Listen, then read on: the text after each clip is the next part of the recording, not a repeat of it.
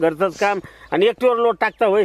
ती म्हणते माझा नवरा दारू पिऊन येतोय, सासरा पितोय. पाहुणे मी शेजारी यांच्या राहायला मी दररोज बघतो मरणाचे काम करते वहिनी. असं हे बापल्या पेतीत आणि बाबा आणि काहीच नाही. हे आज आलतो त्यांच्याकडे कधीच्या नावात आज कामाला लागले. तुम्हाला माहिती का आज तुम्ही येणार आहे कळलंय म्हणून दोघ जण कामाला दुरलेले आहेत. हा हे दिसतंय मग त्यांनी आज काढली ना. नाही तर मला एवढी मका रोज काढावं लागते माहिती का. हा जनावराचं बघायचं, घरातलं बघायचं. तिने काय उक्त घेतलं काय?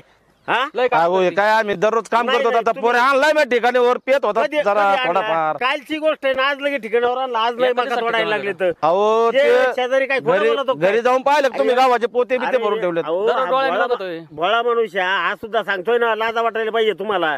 आलं का लक्षात?